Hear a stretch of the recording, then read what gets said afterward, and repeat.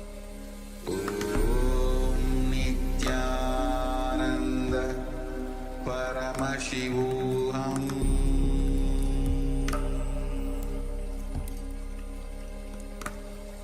Om Nithyananda Paramashivoham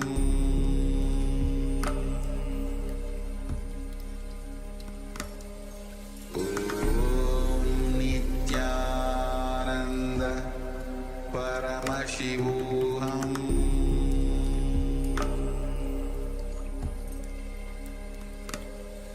Om Nithyananda Paramashivoham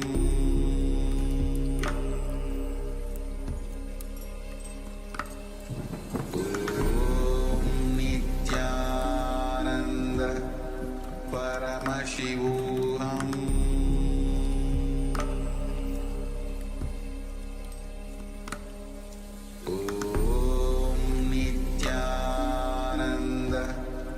Paramashivoham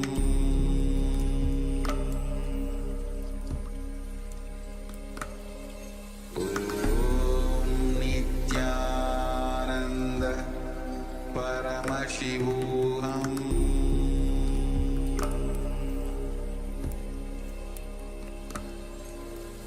Om Nithyananda Paramashivoham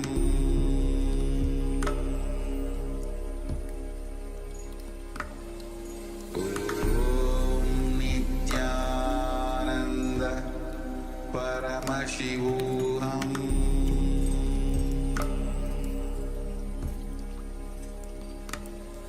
Om Nithyananda Paramashivoham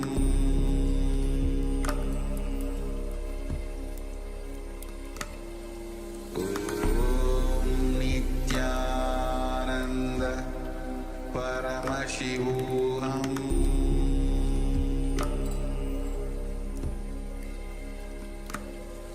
Om Nithyananda Paramashivoham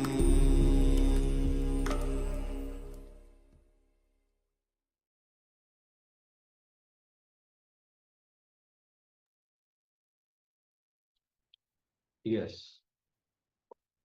Now you will check the size of the object.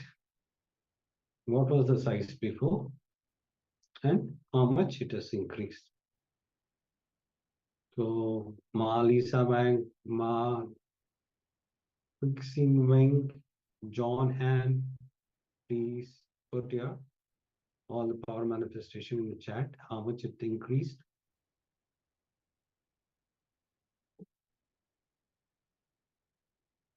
I request all the participants to sincerely participate so that you can manifest these powers.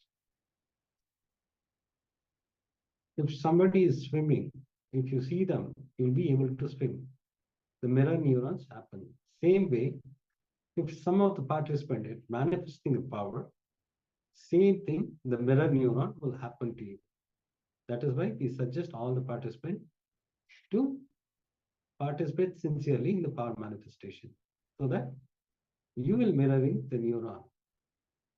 If anybody is able to manifest, you have the possibility to manifest those powers. So I request all the participants sincerely put whatever the power manifestation. If you have increased the size of an object or decreased, please put it in the chat.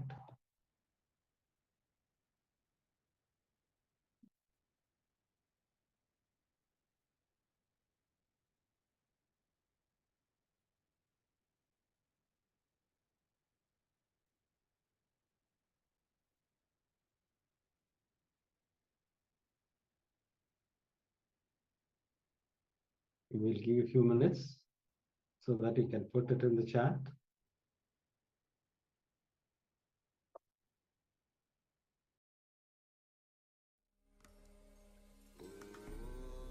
Nithyananda Paramashivoham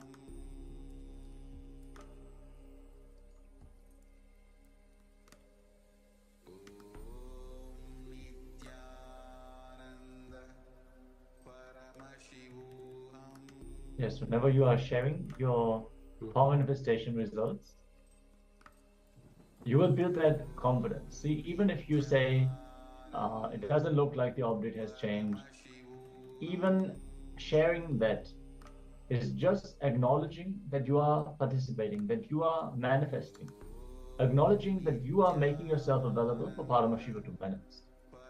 So then all you need to do is manifest more power.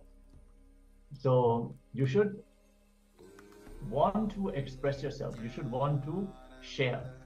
Then that excitement that's going to come when you actually manifest the power, when it actually expresses fully, if you share that also, then you will inspire others to join you, others to manifest as well. So yes, they will also celebrate with you. See, the moment you manifest the powers, they will be also able to manifest the powers. If you are not able to manifest the powers, just declare, because you are in Nithyananda Sabha. Swamiji is going to hear you. So if you pray sincerely, it will manifest. The only thing is required is the bhakti and the surrender to Swamiji. Because you always think about you, not about Swamiji.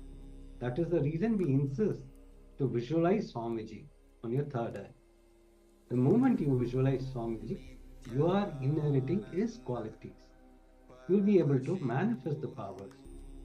Just that sincere, deep gratitude is required from your side. And drop always this I and mine. This ego only stops you from manifesting the power. The moment you drop your ego, you will see simply you are manifesting the power. Because Swamiji is inside you, who is residing inside. The Paramashiva will manifest the power through you. So do it sincerely, have that gratitude.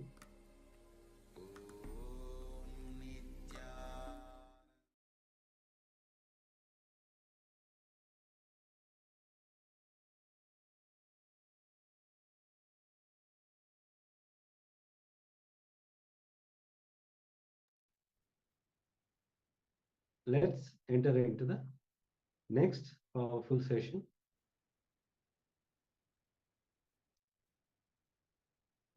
we're going to learn how everything that we experience is our very own expression, our very own extension. Everything that we are experiencing in our life emerges directly from ourselves. So what we see on the outside is not something that is happening to us. It is something that is happening from us. Swamiji is going to share the various different powerful cognitions.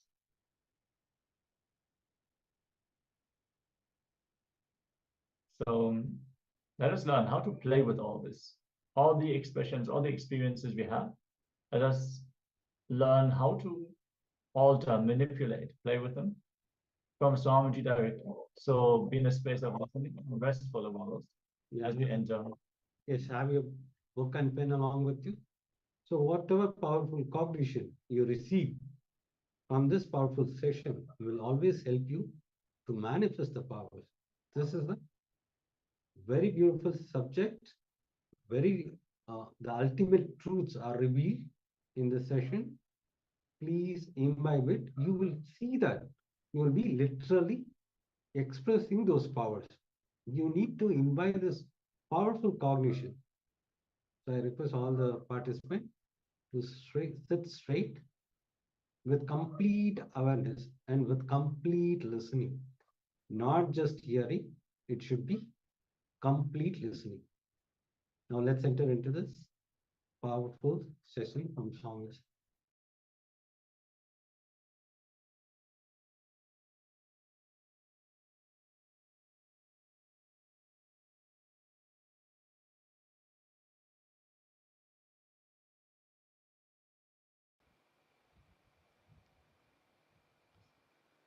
Now listen to this thought current.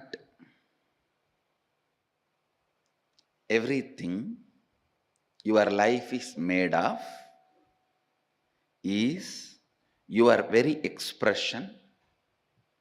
Listen, everything your life is made of is your very expression.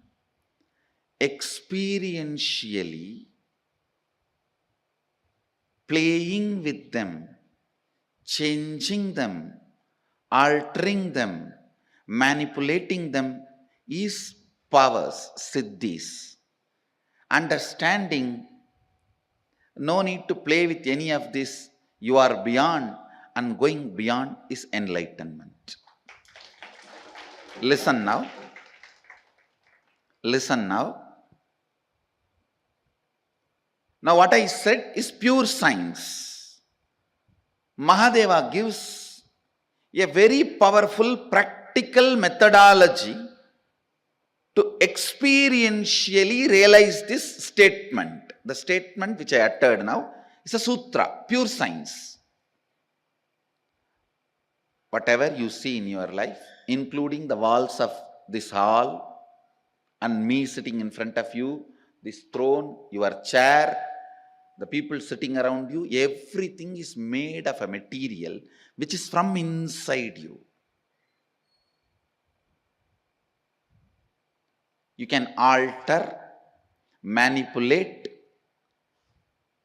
extend, reduce, change everything as you want. Please understand. Everything you see in your life is made out of a stuff which comes from your very self.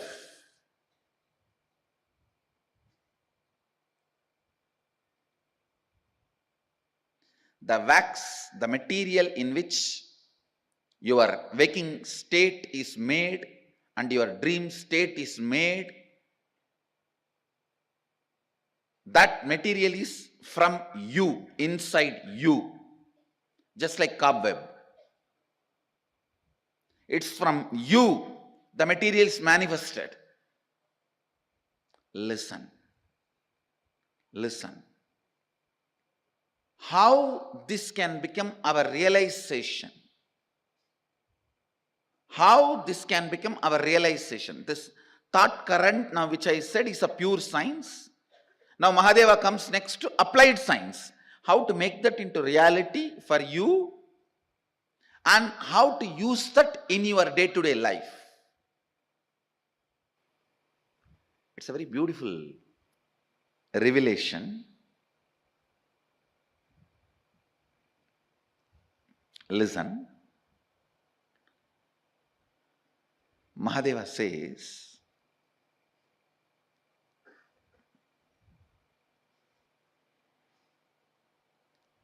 early morning, the period of Brahma Muhurta, where the so-called reality, waking state has not become 100% real for you, and the dream state has not yet become 100% dream state for you, where you are just moving in between. Brahma Muhurta,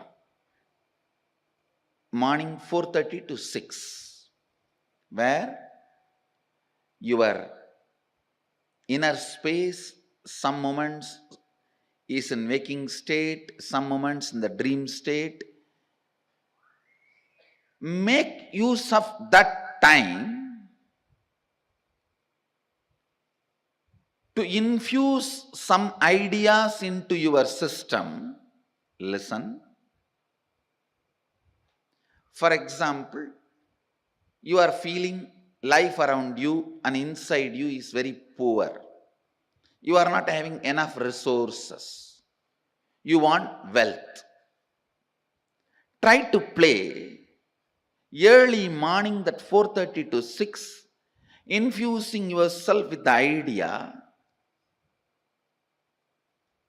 let me manifest wealth.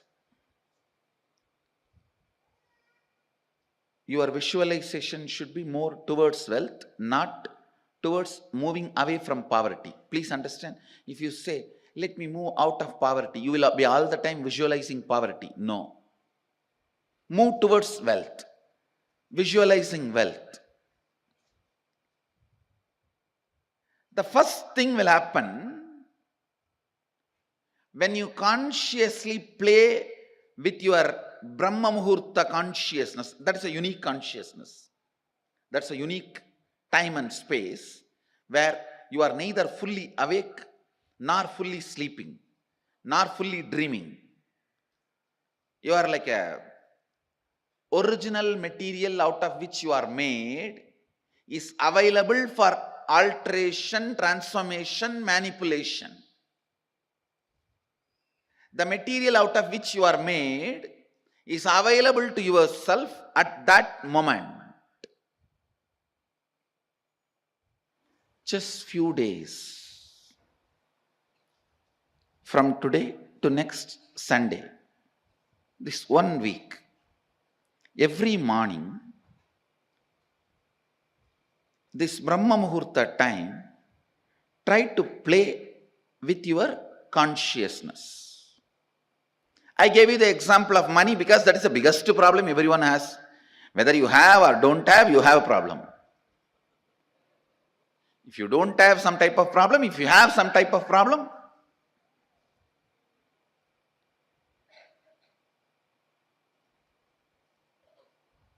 you can work on even your health. You can work on your relationships. You can work on your fulfillment, feeling alone, empty, lonely, on anything you can work. Try to visualize what you want to manifest. It will not take more than 3 or 4 days for you to realize actually you are setting the trend and thought current. You are setting the trend and thought current of what you want to express in that Brahma Muhurta time. Sleeping during that time means wasting your life. Do not entertain. Please listen. Do not entertain the thought currents which are not directly conducive for your life at those moments. Because whatever you entertain during that time will become part of you. Now play with this thought current, this Kundalini thought current. The first realization you will have is your whole life is not solid as you think. It is just liquid or semi-solid. It is liquid or semi-solid. You can manipulate it. You can manifest it. You can play around with it. Understand? Now, unfortunately, you guys have already frozen. See, after 6, you get frozen. Now, anything I tell, it takes time for it, that thought current to reach your being. But at that moment of Brahma Muhurta, anything you try to infuse into you, very easily it goes, just like a needle moves into the banana. It can just enter into your system. Meditate on this. This thought current can awaken your Kundalini. Kundalini awakening means understanding you and the stuff out of which your life is made is ultimately from you. Because of that, you can transform, manifest, manipulate, play around, do anything you want with the stuff out of which your life is made. Understand? When you work on this thought current of everything you manifest is you,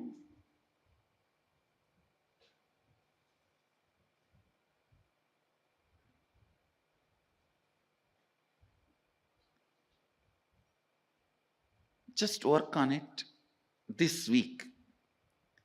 In 2-3 days itself, you will understand the reality, the truth of this statement. I am not saying believe this statement, what I am uttering. No. It is too much, you can't even believe.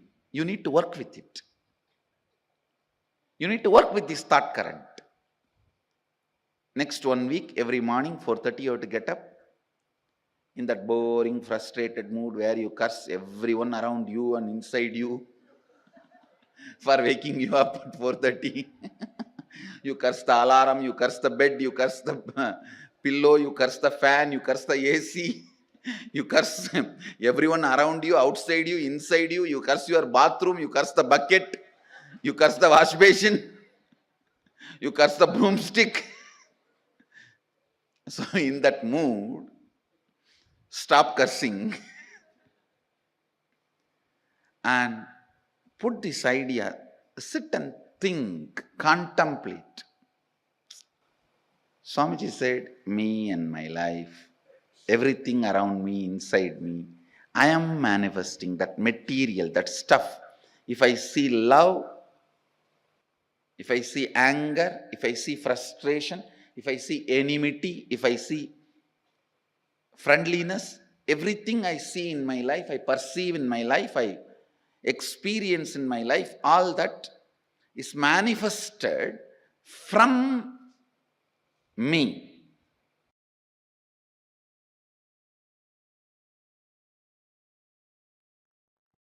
So I will enter into the second and third verse of Jnana Paddhati.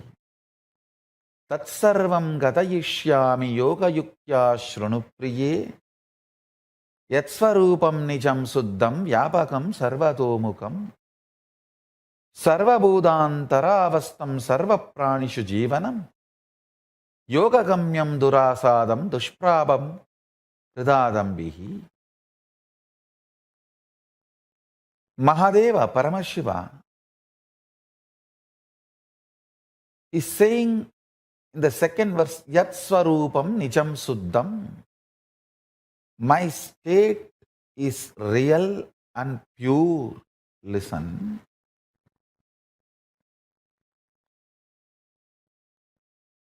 Yesterday I was revealing an important secret, the sacred secret.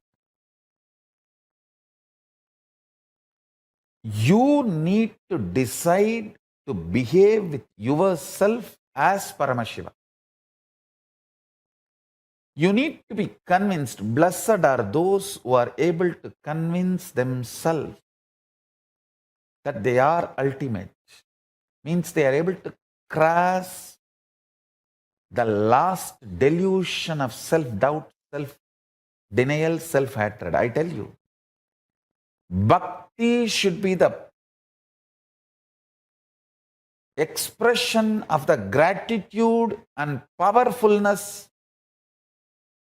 of everything you have been given, not from the attitude that you are separate from the source. Understand? I overflow with gratitude and bhakti to my Guru, not because I am separate from him, but because he made me realize he is me. Understand? The right understanding. Listen very carefully. The identity you carry in the waking state, identity you carry in the deep sleep state, identity you carry in the dream state, identity you carry in Turiya state, and identity you experience in Turiyatita state, in all the 25 states of consciousness, each identity is independent. The moment you realize the undercurrent of all these 25 identities, your pure consciousness, which is the source of you and which is Paramashivam, all the 25 heads, 25 identities gets integrated. That is why Paramashiva is always described with the 25 heads. Means, who has realized his 25 identity is in oneness with his source consciousness, pure Paramashiva, ultimate. As long as your identities play separate games, without getting integrated to the source, you continue to remain in suffering.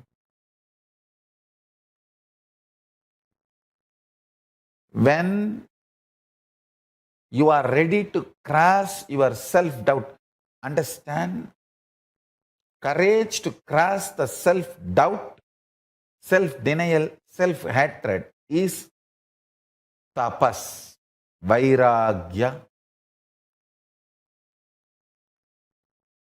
Ferociousness you need to cross your self-hatred, self-denial, self-doubt is called tapas. It can be psychological ferociousness, it can be physical ferociousness, it can be ferociousness to detoxify your system, ferociousness to break from patterns, ferociousness to break from addictions, ferociousness to manifest the higher understandings, ferociousness to live the higher understandings. It can be anything. Understand? The ferociousness to cross the self-doubt, self-hatred, self-denial, to reach you are one with Paramashiva is tapas. Blessed are those who decide they are one with Paramashiva, who cognize they are one with Paramashiva, because other than him, nothing else can exist. If something else can exist other than him, then he cannot exist. He is the only Purusha. There cannot be anything other than oneness. That is why it is oneness. So if you feel you exist, you are only Paramashiva. You exist only as Paramashiva. Any other identity you assume is assumption. Understand? Nothing else can exist. And nothing else exists. Demand everything to be Paramashiva. I tell you, that is what is manifesting the state of Paramashiva. Deciding, declaring yourself as Paramashiva to yourself, intensely demanding yourself to be Paramashiva by yourself is what is manifesting the space, the state of Paramashiva. That is what is manifesting the state of Paramashiva.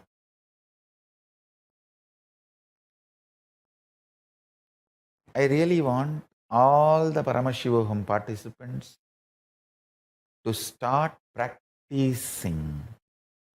Declare yourself as Paramashiva to yourself and demand yourself to be Paramashiva. Talk to yourself as you are Paramashiva. Think yourself as Paramashiva. Behave with yourself as Paramashiva. Start from today. I bless you all to achieve success. From today, behave with yourself as Paramashiva.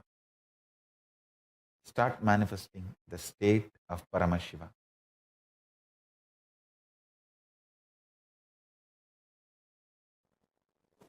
Paramashiva moves this whole universe without thoughts, being in the state of Paramashanta Swarupa. That shows thoughts are not needed to run your existence as Paramashiva manifested it. Thoughts are your feeling something is missing, inadequate, not enough, incomplete.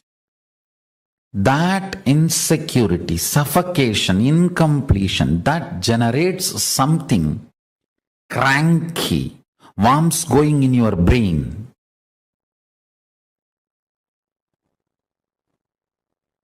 Parasites running in your intestine. That crankiness, the thoughts and thought currents generated by that crankiness is not needed to run your life. This is the most powerful, important cognition you need to cognize. Understand, Hinduism fundamentally does not believe in belief system or faith system. It very clearly explains the methodology of powerful cognition-based functioning system. I am not going to tell you, believe, you don't need thoughts to run your life. No. I am going to say, Shravana, listen, Manana, internalize, Nithyananda, start living this powerful cognition. So the powerful cognition I am giving you now, Paramashiva, running the whole universe, much, much, much more than what we are running in our life. He is running it from the space of Paramashanta Swarupa, without any thought currents, out of pure intelligence. When he can run, you can run. Decide. You will be in the space and state of Paramashiva, Paramashanta Swarupa, and live your life. You will see thoughts and thought currents become redundant. They just fall off from you. Like a old skin getting peeled off and falling. The old hair falling. Old nail falling. Just like old things fall off from you, the ideology you need thoughts and thought currents to run your life will fall off from you. Meditate on this powerful cognition. Internalize it. Internalize it. Manifest it. Do Shravana Manana Nididhyasana of Paramashanta Swarupa. Paramashiva, who is so big, he does not need thoughts even to run this whole universe. Even to run this whole universe, he does not need thoughts. Why do you need thoughts to run your life? Too small. Decide to be in his space by listening, internalizing and manifesting this powerful cognition in your inner space. Live and experience thoughtless space. There is a space below your heart center, above the navel center, Anandagandha chakra, where all the 21 chakras, above 7, middle 7, below 7, all the 21 chakras merge in. In that Anandagandha space, remember you are Paramashiva. What you feel as Paramashiva, what you feel as I and Paramashiva is one and the same. With that decision to cognize Paramashivoham, Paramashanta Swarupa, Paramashivoham, he will manifest more and make you cognize you don't need thoughts and thought currents to run your life. Without thoughts and thought currents, just by directly manifesting his intuition and Paramashanta Swarupa, you become more and more efficient, more and more energetic, more and more alive, more and more spiritual, more and more strong, more and more enlightened. Your breathing and his breathing is one and the same. Please understand, this is the real good news he wants to tell you. If you are breathing, he is breathing inside you. Your breathing touches his breathing and comes back. Every time when you are inhaling, goes in and turns to come out, it touches his breathing and then comes out. So where your inhaling breath takes a turn as exhaling breath, that is where he is residing, he is available to you. His breathing and your breathing connects, only then takes a turn. That space is Paramashanta Swarupa.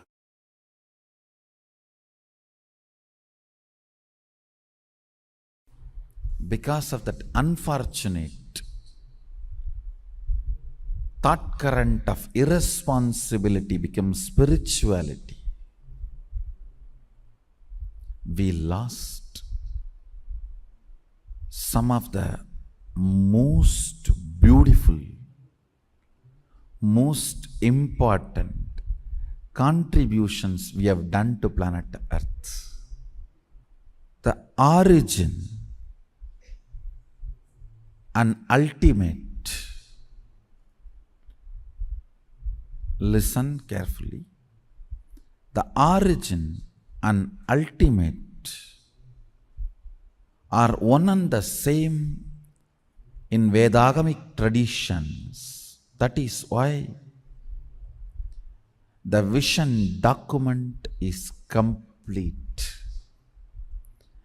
The basic units, principles, tattvas with which we are asked to function is complete.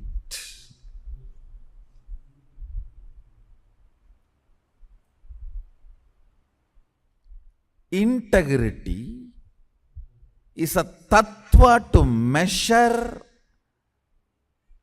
your expression. The depth of integrity, the amount of integrity you cognize about each subject, that will be the expression, spontaneous expression of you. When somebody asks you, why do you pour milk on linga?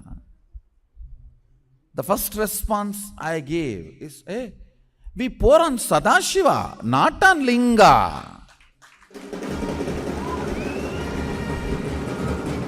Because every time I pour, I know I am pouring on Sadashiva. It falls on linga.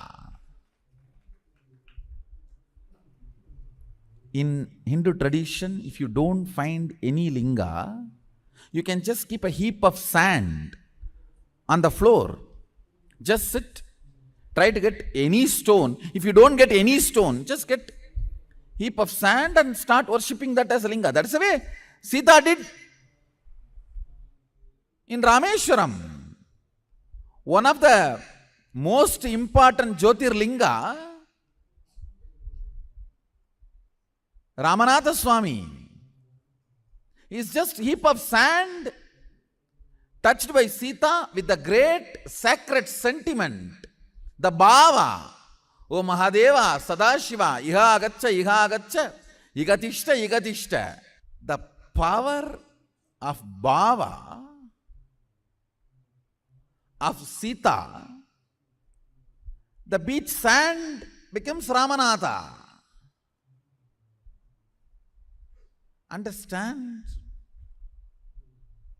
We pour on Sadashiva, not on linga. It falls on linga.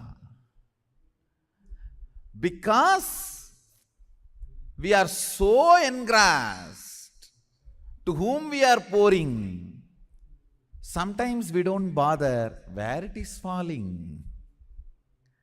That is the first. This should have been a first response from any practicing Shaivite.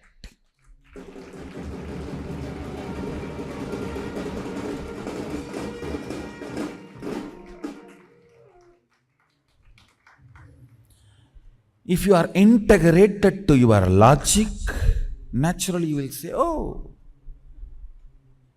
I think it is oiling, massage. So that the stone won't crack. You mean to say it is oil massage therapy? And I do wonder, what kind of a stone absorbs the fat and maybe I don't know about that, so let me not get into that scene. And I do not know much about stone and I know only about Sadashiva. Let me stop myself. Let me restrict myself to what I know. Understand integrity. Listen carefully, because this is one of the important pain point with many people in the Sangha are suffering. I utter the word integrity, you only remember morning the integrity officer standing in front of you and waking up. Hey, get up for morning yoga. Listen. Now you need to understand that principle. Integrity is basically the unit with which our expression is measured. See, your source, consciousness, when it starts operating using this body and mind, it always gets integrated to something. Even if you don't want to get up, come to morning yoga, you are highly integrated to Nidra Devi. Means sleep. You are highly integrated to your bed. And you are highly integrated to your tiredness. Understand? Then don't blame. Whole day I am feeling bored and depressed and tired. That is what you are integrated in the early morning. Understand? When the sun rises, to what you are integrated, you will be integrated to that till the sun sets. When the sun sets, to what you are integrated, you will be integrated to that till again sun rises. Understand? It's a basic principle of life. So when sun rises, to what you are integrated matters, because that is the time the commands are given to your body about the whole day which you are supposed to do. The plans are delivered to your system. If your plan is turning this side and pulling the blanket,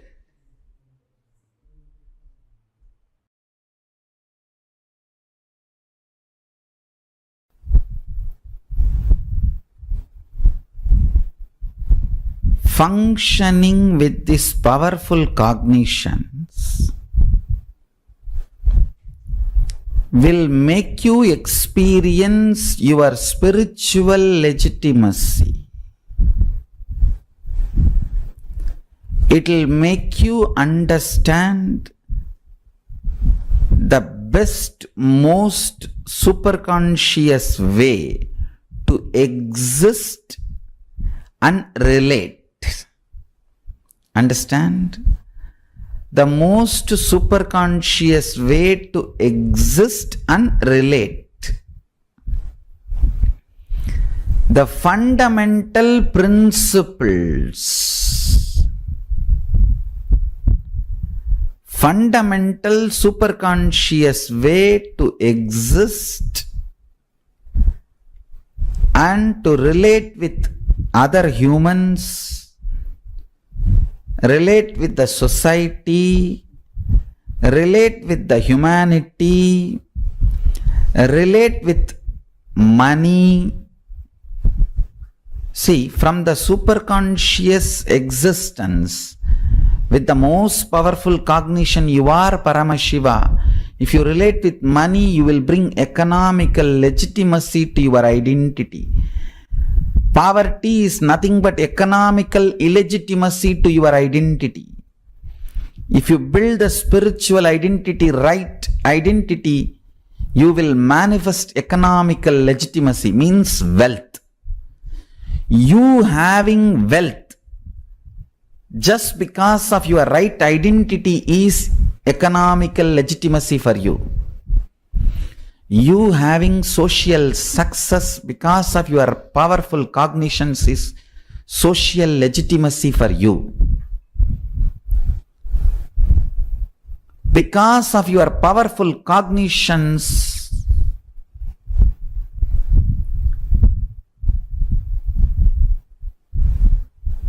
the way you carry yourself is accepted by everyone. The way you live becomes a culture, is cultural legitimacy for you. Bring powerful cognitions in your life, through that bring spiritual legitimacy to your existence, to your identity. With that strength, bring social, cultural, economic legitimacy to your existence. Naturally, you will be able to manifest anything you want. Understand? This whole science, manifesting the state, manifesting the space, manifesting the powers, manifesting the being, manifesting the superconsciousness of Paramashiva,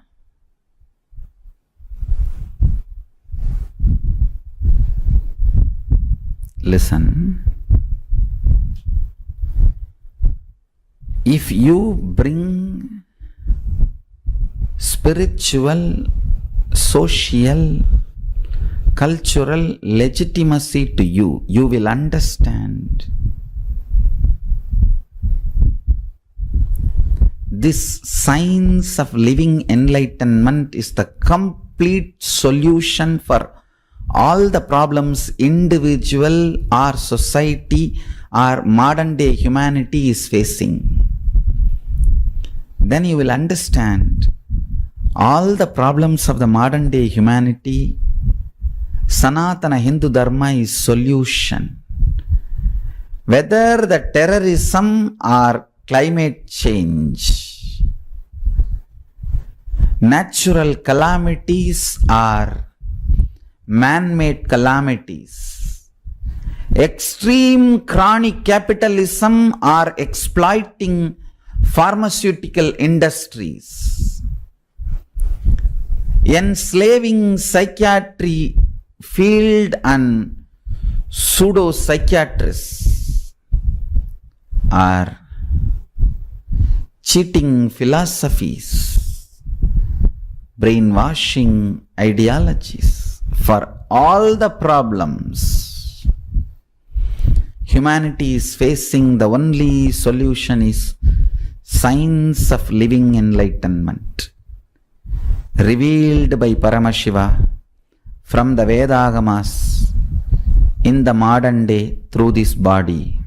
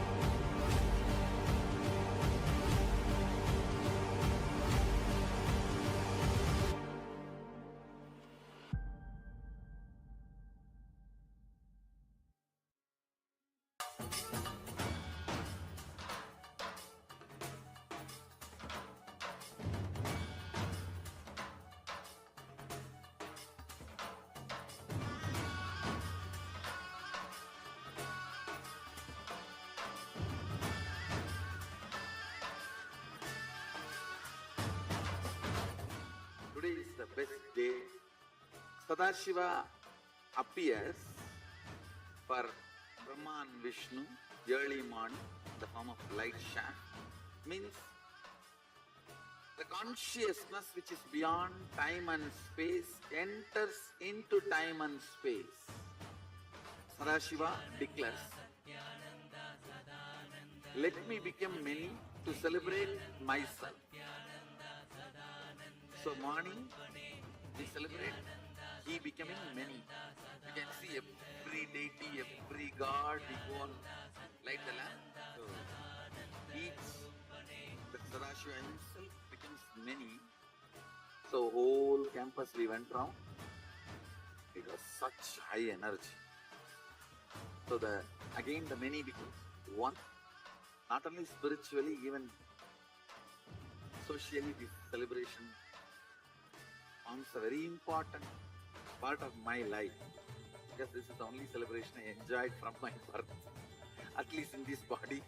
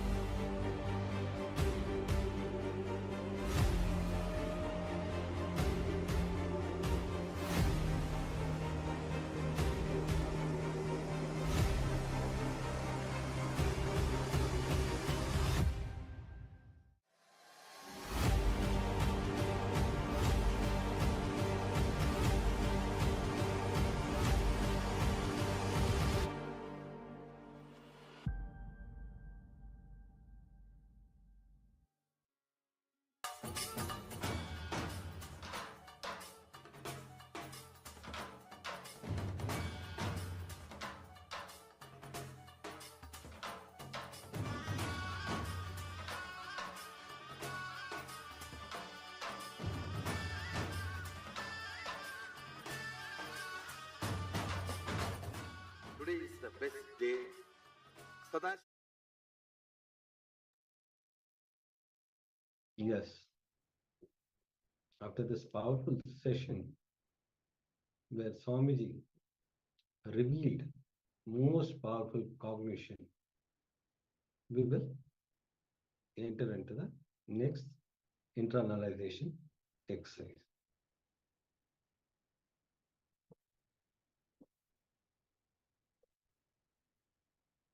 Yes, we are now going to enter into a completion exercise where we are going to complete with our very own father.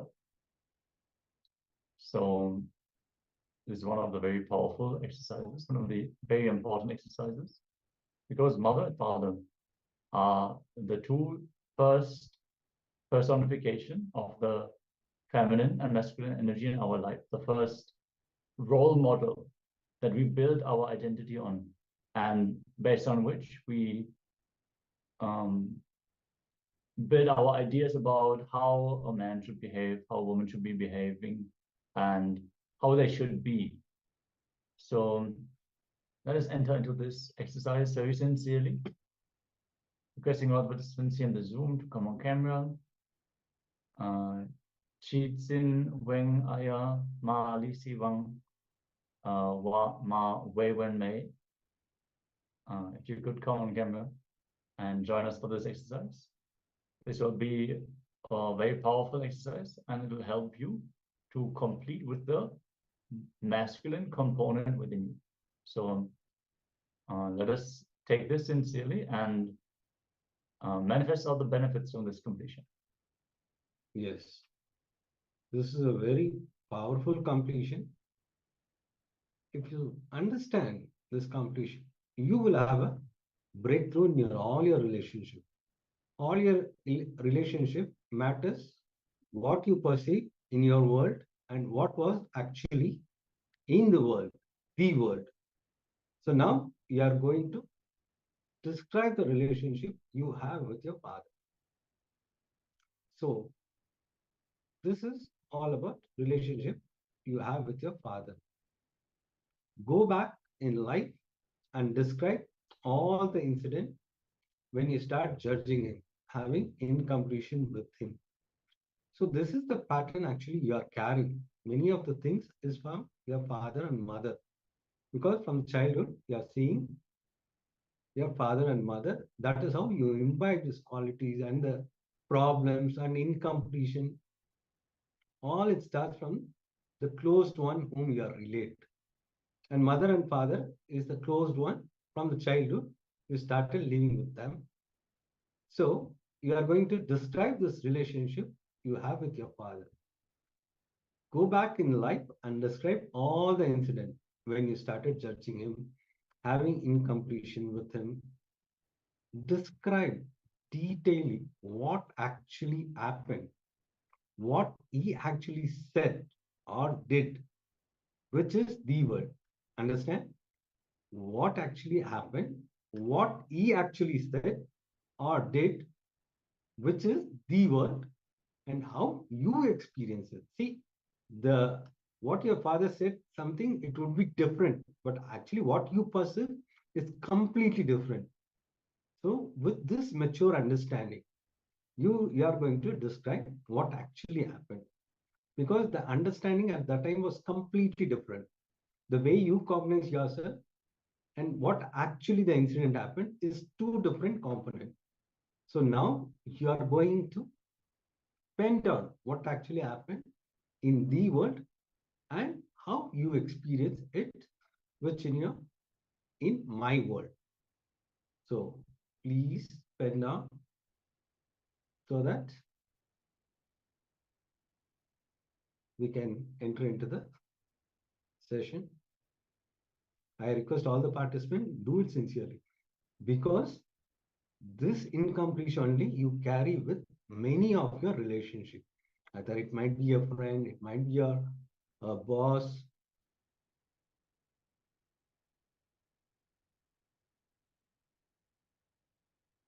So actually, this is the incompletion you project with everyone. So when you deeply look in, this is what you are relating with your friends or with your relationship, with your boss, with your colleagues. Actually, when you complete with this, you will see all the relationships getting healed, and the way you respond to others also will change. This is a very important completion. I request all the participants to do it sincerely so that you will have a breakthrough. Yes, just draw a small table, 2 columns, the world and my world. Under the world, you write exactly what happened without any perception, without any conclusion, any emotional interpretation. And my world is exactly that. What you perceive, what you felt he meant, what you think he decided against you, what is your experience of the happenings? So, yes. So your father might have slapped you, and you felt, yes, he hates me, he wants me to be sad, he wants to torture me and all that, but you might have just not been able to control. You might have been fully out of your senses, and he brought you down, he gave you a smack, but all the anger, all the interpretations you put on top of that, that is my world. The world is very binary, very plain. There is no room for interpretation. It is the simple happening. So describe both and see how much you are adding onto it, how much you are telling a story based on what you want to believe, how you want to frame the situation. And if you really look in, the story is actually what leads to the suffering. If you can see the situation as it happened, you will see it, okay, this is what happened, and that's all. There's no aftermath. Okay, so if you have any questions about the exercise, let us know. We will happily help you out. Because if you see this, same thing you'll be projecting with your boss, because this is how you created the pattern with your father. And that is why you also, the same thing repeats again and again until you have a breakthrough, until you complete. This incident will keep on happening in your life in some or the other way, because this pattern was created by you and you are suffering and you need to have a breakthrough. So do it sincerely. You will see the moment you heal the relationship with your father, you will see you have the good relationship with your boss. So go back in life and describe all the incident when you started judging him, having incompletion with him.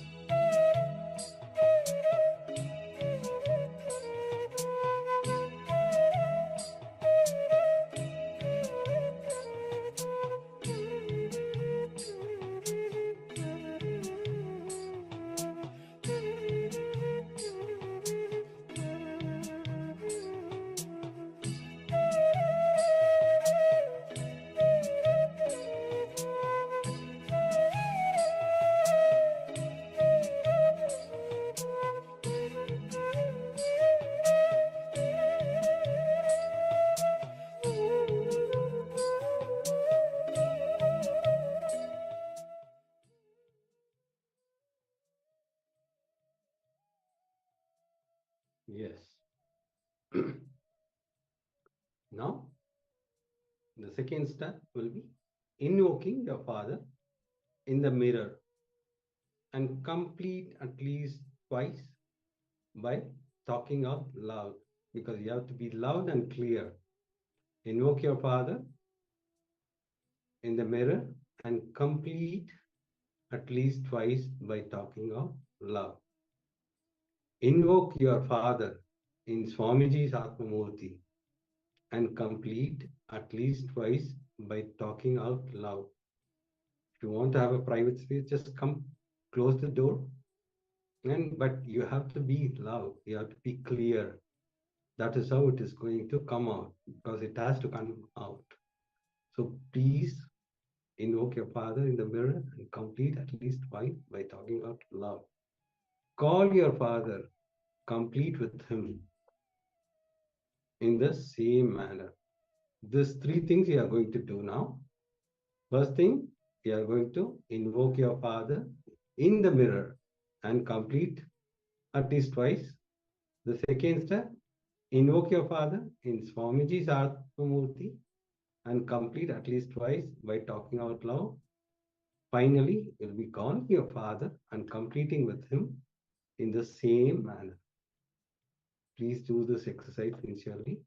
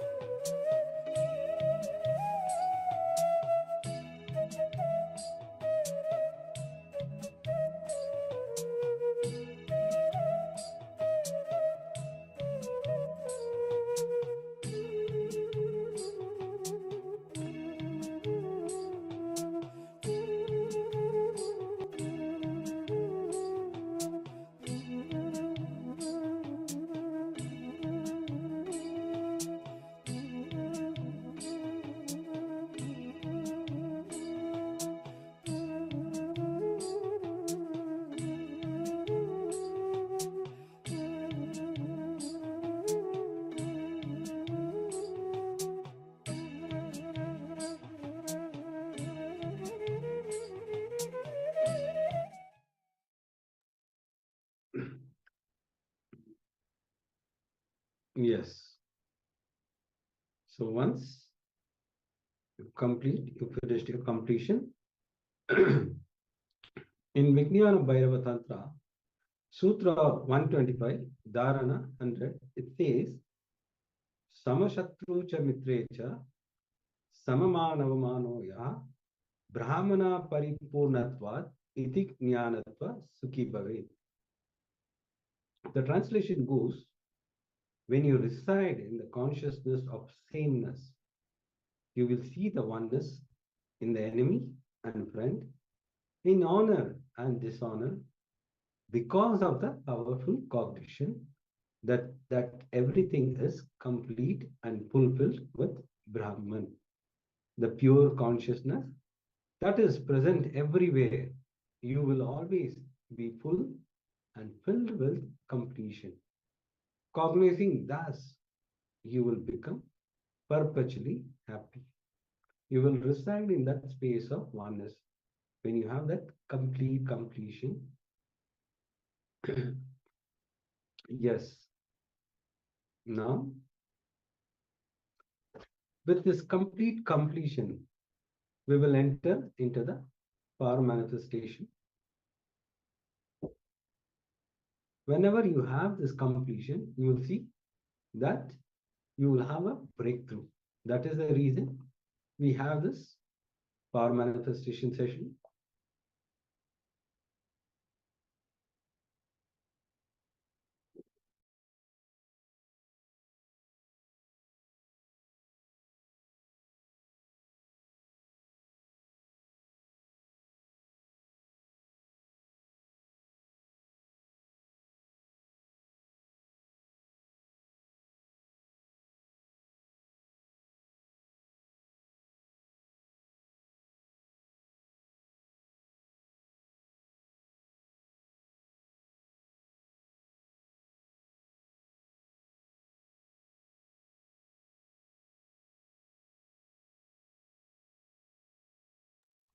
Today we're manifesting the powers of the Ashtamaha Shaktis, the 8 great powers. So first we manifested the power of increasing the height of an object, the size of an object, and now we are going to increase the weight of an object. So pick one object you want to manifest this power with and measure the weight of that object. You can even manifest this power with your own body. So if you don't have like a kitchen scale, if you have a body weight scale, you can change the weight of your own body as well. Yes. Now, we will enter into the extraordinary power of third eye, increasing the weight of an object, or you can increase your own weight if you have a weighing scale. So sit straight, internalize that Paramashiva himself has come in the form of Bhagavan Sri Nithyananda Paramashivoham. Visualize with Swamiji through the third eye. Intensely vibrate with this Mahavakya. Om Nithyananda Paramashivoham. Om Nithyananda Paramashivoham. Om Nithyananda Paramashivoham. Through the power of third eye, you are going to increase the weight. Intensely keep chanting the Mahavakya as we enter into the power manifestation.